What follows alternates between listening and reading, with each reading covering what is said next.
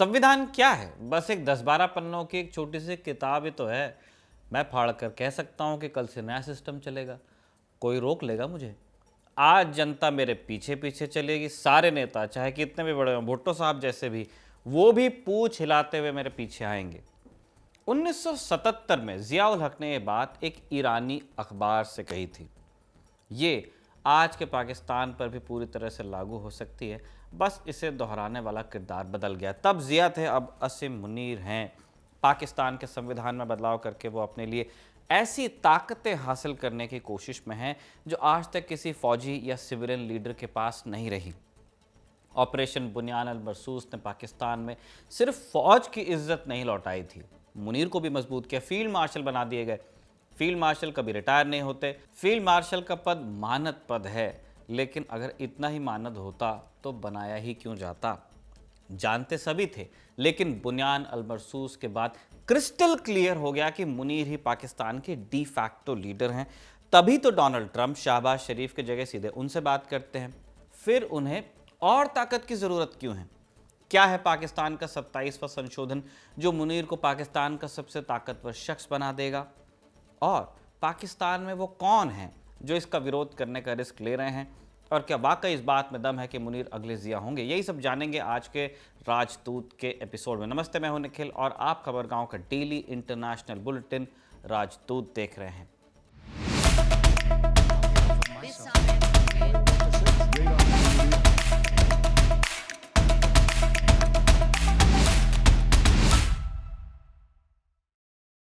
नवंबर 2024 में पाकिस्तान की संसद में भारी हंगामा था।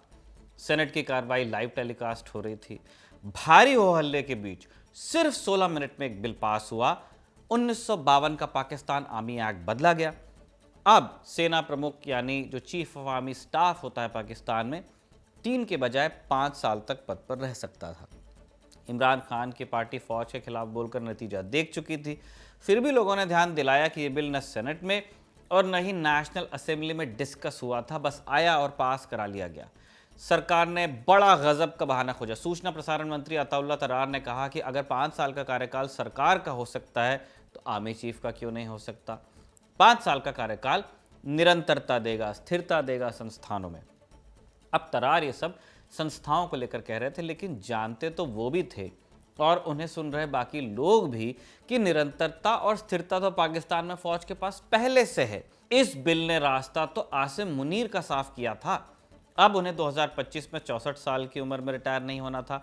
अब वो 2027 तक कानूनी तौर पर सेना प्रमुख रह सकते थे। इसके बाद ऑपरेशन सिंदूर आता है और मुनीर मजबूत होते हैं पाकिस्तान में और प्रमोशन ले लेते हैं, फील्ड मार्शल बन जाते हैं। मरते दम तक सर्विंग रैंक रहेगा, भत्ते सुविधा। और अब मुनीर ने एक और कदम बढ़ाया। उनके इशारे पर शहबाज शरीफ एक संशोधन लेकर आए हैं। 8 नवंबर को पाकिस्तान की सेनेट यानी वहां की राज्यसभा में 27वां संविधान संशोधन बिल पेश किया गया। बिल के जरिए संविधान के आर्टिकल 243 में बड़े बदलाव किए गए हैं। क्या प्रस्तावित हैं? ये वो आर्टिकल है जो बताता है कि प्रधानमंत्री, राष्ट्रपति और सेना के बीच अधिकारों का तालमेल कैसे रहेगा। बिल पाकिस्तान के लॉ मिनिस्टर आजम नज़ीर तरार ने पेश किया। पीएम शहबाज शरीफ अजरबैजान विक्ट्री डे के लिए गए हुए थे, इसलिए वीडियो कॉल के जरिए प्रोसीडिंग्स से जुड़े। कैबिनेट ने इस बिल को अप्रूव कर दिया। अब स्टैंडिंग कमेटी में बिल रिव्यू हो रहा है। क्या क्या बदलेगा इससे? सबसे बड़ा बदलाव होगा कि अब पाकिस्तान में एक नया पद बनेगा, chief of defence forces, CDF। सुनने में आपको हिंदुस्तान के CDS जैसा लग सकता है, लेकिन इसका चरित्र बहुत अलग है हमारे यहाँ से। इसका नतीजा क्या होगा? आर्मी चीफ जो अभी असीम मुनीर है, वही तीनों सेनाओं के सबसे बड़े कमांडर बन जाएंगे। इसके साथ ही joint chiefs of staff committee CJCSC का पुराना पद अब खत्म कर दिया जाएगा। ये पद बनाया क्यों गया था, ये कमेटी क्यों बनाई गई थी, इसको आप पाकिस्तान की हिस्ट्री से समझ सकते हैं। 1971 की जंग में पाकिस्तान की फौज को करारी हार झेलनी पड़ी। उस समय पाकिस्तान के राष्ट्रपति थे जुल्फ़िकार अली भुट्टो। भुट्टो ने इस हार की जांच के लिए एक कमीशन बनाया। इस कमीशन को हमदूर कमीशन कहा जाता है। कमीशन ने पाकिस्तानी सेना को हार के लिए पूरी तरह जिम्मेदार ठहराया। इसमें कहा गया कि वरिष्ठ सैनिक अधिकारियों ने संविधान तोड़ा, साजिश कर सत्ता हथियाई, पेशेवर नाकामी दिखाई, जिम्मेदारियां नहीं निभाई और डर के मारे लड़ाई छोड़कर भाग गए जब वो दुश्मन का मुकाबला कर सकते थे। ये स्पेसिफिकली ढाका को लेकर कहा गया था। जो फॉल ऑफ ढाका है एक मेंटल कैपिटुलेशन था, वो अगर लड़ते तो लड़ाई महीनों खिंच सकती थी। कमीशन ने जनरल याया खान, जो उस समय मार्शल लॉ एडमिनिस्ट्रेटर थे, उन्हें सबसे ज्यादा दोषी ठहराया। कहा कि उन्होंने राजनीतिक दलों को धमकियों और रिश्वतों से प्रभावित करने की कोशिश की और अपनी लापरवाही से देश को इस हालात तक पहुंचाया।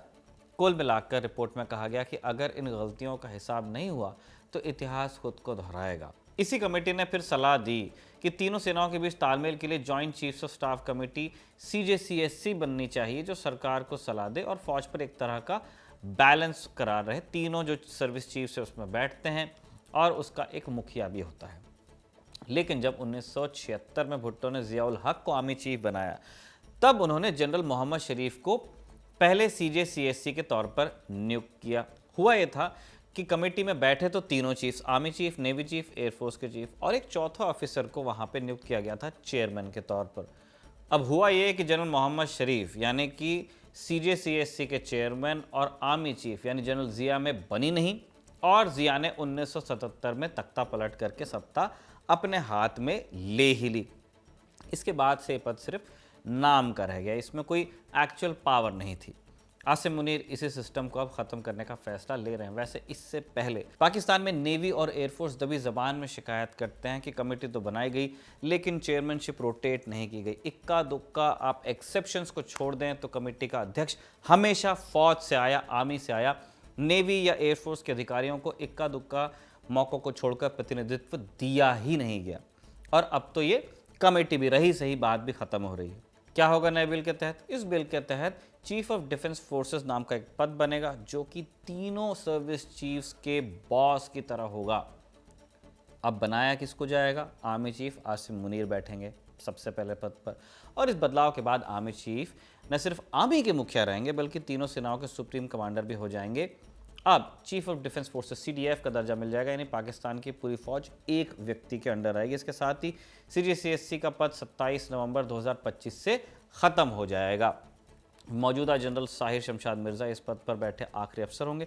इसके अलावा एक नया पद बनेगा commander of national strategic command, जो देश के परमाणु हथियारों और रणनीतिक ताकतों को कंट्रोल करेगा।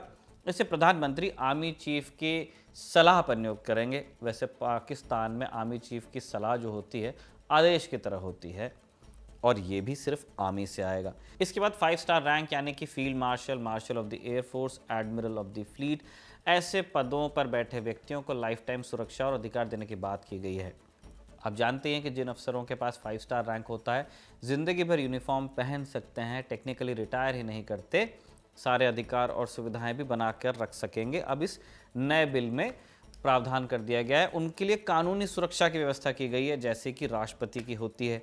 इन्हें हटाया नहीं जा सकता सिवाय संसद की किसी विशेष प्रक्रिया के। पाकिस्तान के लॉ मिनिस्टर नज़ीर तरार ने संसद में बताया कि आसिम मुनीर को फील्ड मार्शल का दर्जा दिया गया है। उन्होंने कहा कि ये कोई पद नहीं है बल्कि सम्मान की उपाधि है, जो राष्ट्रीय नायकों को दी जाती है, आजीवन रहती है। पाकिस्तानी सरकार का कहना है कि ये कदम तकनीकी सुधार है ताकि सेना को मॉडर्नाइज किया जा सके। चीफ ऑफ डिफेंस फोर्सेस के अलावा इस बिल से एक और बदलाव होगा। पाकिस्तान के सुप्रीम कोर्ट को 2 हिस्सों में बांटा जाएगा। अब एक फेडरल कॉन्स्टिट्यूशनल कोर्ट भी बनेगी। ये कोर्ट संविधान से जुड़े सारे बड़े बड़े केसेस ले सकती है, चाहे वो सरकारों के बीच के झगड़े हो या आर्टिकल 199 के तहत रिट पिटीशन फाइल की गई हो। यानी ये साफ नहीं रहेगा। कई एक्सपर्ट्स इस तरफ हिंट कर रहे हैं कि देश में असली चीफ जस्टिस कौन है। अब शहबाज शरीफ की सरकार तो इस बिल के पक्ष में ही है, वही लेकर आए हैं, लेकिन विपक्षी दलों और नागरिक संगठनों का कहना है पाकिस्तान में कि सेना को और ज़्यादा ताकतवर ये बना देगा और नागरिकों की बनाई सरकार की भूमिका और कम हो जाएगी। कोर्ट कमज़ोर होगी, फौज मजबूत होगी। क्यों कह रहे हैं? इसी साल 2025 में आसिम मुनीर को भारत पाकिस्तान तनाव के बाद फील्ड मार्शल बनाया गया, आप जानते ही हैं। इसी साल अब उन्हें चीफ ऑफ डिफेंस फोर्सेस बनाना सत्ता को सीधे तौर पर मुनीर को सौंपने जैसा हो जाएगा कि जानते सब थे, अब खुला खेल फरूखाबादी हो जाएगा। विपक्षी गठबंधन तहरीक तहफ़्फ़ुज़ आईन पाकिस्तान ने इसके खिलाफ देश भर में विरोध प्रदर्शन का ऐलान किया है। इस गठबंधन में इमरान खान की पार्टी PTI यानी पाकिस्तान तहरीक इंसाफ, MWM मजलिस Wahadat Muslimeen, Pakhtunkhwa Milli Awami party, Balochistan national party जैसी 6 पार्टीज़ हैं।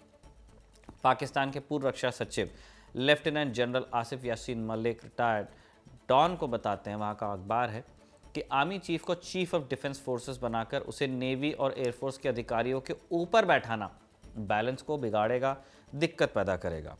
ये संशोधन एक व्यक्ति यानी फील्ड मार्शल आसिम मुनीर के फायदे के लिए ही लाया गया है। उन्होंने ये भी कहा न कि देश की रक्षा व्यवस्था को मजबूत करने या फोर्सेस को मॉडर्नाइज करने के मकसद से। एक और बात है जिस पर ध्यान देना चाहिए, इस बिल की लैंग्वेज ऐसी है कि सीडीएफ का पद सिर्फ बनाया नहीं जा रहा है, टेक्निकली ये भी इंश्योर किया जा रहा है कि वो आएगा तो आर्मी से ही आएगा। इसलिए क्योंकि अभी तक के महिला सर्विस चीफ्स हमने पाकिस्तान में नहीं देखी, हिंदुस्तान में भी नहीं हुए हैं अब तक। इस पद पर बैठे शख्स के पास डायरेक्ट कमांड आ जाती है तो फिर पाकिस्तान नेवी और एयरफोर्स के सारे बड़े फैसलों में भी मुनीर का या जो भी सीडीएफ होगा उसका दखल होगा। ऐसे में मुनीर जो कर रहे हैं, अगर उन सारी चीज़ों को अगर आप एक साथ देखेंगे तो एक साइलेंट कू की तरह नजर आता है। फर्क बस इतना है कि जियाउल हक ने सत्ता को बल से छीना था, मुनीर चुपचाप छीन रहे हैं, सरकार और कानून दोनों को अपने पक्ष में करके। शहबाज शरीफ की कमजोर सरकार उनका पूरा साथ दे रही है। इस कदम का सीधे और मुखर विरोध करने की ताकत फिलहाल पाकिस्तान के किसी राजनीतिक दल में नहीं है, क्योंकि जिसने इससे पहले फौज से पंगा लिया था, इमरान खान, जेल में सड़ रहे हैं। पब्लिक ओपिनियन में उनके पक्ष में बहुत सारी बातें कही जाती थी, लेकिन आज जब वो जेल में है तो पाकिस्तान जल तो नहीं रहा है। लोगों ने उस फेट को एक्सेप्ट किया है। ऐसे में क्या कोई विरोध प्रदर्शन नहीं होंगे, ये बताना मुश्किल है। संभव है कि एनडब्ल्यूएफपी या पश्चिमी पाकिस्तान के जो बाकी बागी इलाके हैं वहाँ से कोई आवाज़ उठे। कुल मिलाकर सरकार बता तो इसे सुधार रही है, लेकिन विपक्ष इसे लोकतंत्र पर हमला ही मान रहा है। उसका कहना है कि अगर यह संशोधन पास हो गया तो पाकिस्तान में सत्ता का संतुलन हमेशा के लिए फौज के पक्ष में झुक जाएगा। साथ ही साथ पाकिस्तान के इतिहास में पहली बार एक फौजी अधिकारी के पास इतनी बड़ी संवैधानिक ताकत होगी। मुनीर के इस पद पर आने से भारत पर क्या असर पड़ेगा, अब इस पर आते हैं। आप अगर हिस्ट्री के लेसन्स देखेंगे तो पाकिस्तान में जब जब कोई आर्मी चीफ आया है जिसने भारत के खिलाफ ज़्यादा कड़ा रुख अपनाया, उसका ज़्यादा बुरा असर पाकिस्तान की जनता पर पड़ा और दोनों देशों के रिश्ते बिगड़ गए। जब जब पाकिस्तान में लोकतांत्रिक सरकारें या सिविल सोसाइटी ने भारत से बातचीत की कोशिश की, तब तक फौजी जनरल्स ने सत्ता हथियाई और दोनों देशों के बीच की खाई को और गहरा किया। सबसे पहले जनरल अयूब खान 1965 में भारत से छेड़ा और इसकी नींव रखी इस परंपरा की। इसके बाद उनके शागिर्द जनरल याया खान आए, इनके समय हुआ 1971। पाकिस्तान दो हिस्सों में बढ़ गया, शर्मनाक हार हुई। इसी के बाद जनरल जियाउल हक ने सत्ता संभाली और पाकिस्तान को इस्लामाइज किया, जबकि भारत उस समय तेज़ी से डेवलप हो रहा था। तेज़ी वैसे 90s के दौर में ज़्यादा आई, लेकिन भारत की डायरेक्शन थी। 1988 में एक रहस्यमय विमान हादसा होता है, जिया की मौत होती है, लेकिन जो उन्होंने बीज बोया था उसने एक पूरी पीढ़ी को पाकिस्तान में भारत विरोध की सोच में डाल दिया। उनकी मौत के बाद पाकिस्तान ने जम्मू कश्मीर में छिपे तौर पर आतंक फैलाने की नीति अपनाई। यही आतंकवाद पिछले 3.5 दशकों से किसी न किसी रूप में चल रहा है। इसके बाद आता है जनरल परवेज़ मुशर्रफ का दौर। उन्होंने 1999 में कारगिल की लड़ाई की, कहते थे कि भारत को सबक सिखाएंगे, लेकिन नतीजा क्या रहा आप जानते हैं, उल्टा रहा। पाकिस्तान को फिर से हार मिली और उसकी दुनिया में छवि और गिर गई। मुशर्रफ के वक्त में पहली बार कहा गया कि पाकिस्तान एक रोग स्टेट में बदल रहा है। 2001 में भारत की संसद पर हमला हो गया, जिससे साफ दिखा कि पाकिस्तान की फौज और खुफिया एजेंसियां पूरी तरह आतंकवादियों के ही साथ खड़ी हैं। और अब हम आसिम मुनीर के दौर में, जिन्हें 2022 में चीफ ऑफ आर्मी स्टाफ बनाया गया। अपने से पहले आए आर्मी चीफ की तरह मुनीर को भी एनडब्ल्यूएफपी और बलूचिस्तान में उग्रवादियों से लड़ना पड़ा। पाकिस्तान ने यहाँ एयरफोर्स को भी डिप्लॉय करके देख लिया, लेकिन इलाका अभी भी वाइल्ड वेस्ट की तरह है। फौज अभी तक इलाज नहीं खोज पाई है। ऐसे में आते हैं आसिम मुनीर, जिन्होंने खुद को बचाने के लिए 2 काम किए। पहला, हर घटना का तार भारत से जोड़ना। कुछ भी हुआ, किसी के सर पर पत्थर गिरा, ये भारत की साजिश है। दूसरा काम, धर्म का खुल्लम खुल्ला इस्तेमाल। मुनीर जैसे जैसे मजबूत होते जाएंगे, पाकिस्तान वैसे वैसे कमज़ोर होता जाएगा। Vice marshal Arjun Subramaniam retired the Hindu में लिखते हैं, आसिम मुनीर शायद ऐसी आग भड़का रहे हैं जिसे वो खुद ही बुझा नहीं पाएंगे। मुनीर भारत के साथ तनाव बढ़ाने की तैयारी में है और हो सकता है कि इसे बहाना बनाकर वो खुद सत्ता संभालने की कोशिश करें, जैसे कई जनरल्स उनसे पहले कर चुके हैं। फिर मुनीर को अमेरिका का समर्थन भी मिला हुआ है। ट्रंप उन्हें अपना फेवरेट फील्ड मार्शल कह देते हैं। पिछले जितने भी जनरल्स यूएस के ज़्यादा करीब गए, उतनी ही बार तख्ता पलट करने में वो सफल हुए हैं। चलते चलते आपको इस बिल के बारे में एक अपडेट दे देते हैं। 9 नवंबर को पाकिस्तान की संसद की जॉइंट कमेटी ने इसे छोटे बदलावों के साथ मंजूर कर लिया। हालांकि विपक्ष ने इस बैठक को बॉयकॉट किया था। इसके अलावा जब ये कमेटी इस बिल को मंजूरी दे रही थी तब इसमें कुछ बदलाव भी कर दिए गए। बदलाव में प्रधानमंत्री को भी कानूनी कार्रवाई से छूट देने की बात कही गई थी, वो भी तब जब शहबाज शरीफ अजरबैजान में थे, विक्ट्री डे परेड देख रहे थे वहाँ। जब शहबाज शरीफ को ये पता चला तो उन्होंने बिल के उस हिस्से को फिर हटाने का आदेश दिया जब आउट क्राई रहा। शहबाज शरीफ ने एक्स पर लिखा कि ये प्रस्ताव कैबिनेट की मंजूरी वाले ड्राफ्ट का हिस्सा नहीं था, इसलिए हटाया गया। शरीफ ने लिखा कि मैं मानता हूं कि यह सुझाव अच्छे इरादे से दिया गया, लेकिन यह कैबिनेट के असली ड्राफ्ट में शामिल नहीं था, इसलिए इसे तुरंत वापस लिया जाए। अब संसद में स्थिति यह है कि शहबाज के गठबंधन सरकार जो है उसके पास नेशनल असेंबली में 336 में से 233 सीटें हैं, बहुमत है, निचले सदन में बिल पास होगा। लेकिन सेनेट की 96 सीटों में 2/3 बहुमत के लिए उन्हें 3 वोट और चाहिए। इसका मतलब है कि सरकार को या तो किसी छोटे दल का समर्थन लेना पड़ेगा या विपक्ष के कुछ सदस्यों को अपने पक्ष में वोट करने के लिए कहना पड़ेगा ताकि ये बिल पास हो। लेकिन सब जानते हैं कि जो सारी चीज़ें हमने अभी आपको बताई ये है औपचारिकता, फॉर्मेलिटी, होगा वही जो मुनीर चाहते हैं। अब हमें देखना है कि हम इस चुनौती से कैसे निपटते हैं, क्योंकि मुनीर के लक्षण तो यही बता रहे हैं कि उनकी ख्वाहिश अगला अयूब, जिया या मुशर्रफ बनने की ही है। राजदूत का ये एपिसोड रिया ने लिखा था और इरशाद ने इसे रिकॉर्ड किया था। आप देखते रहिए खबरगांव।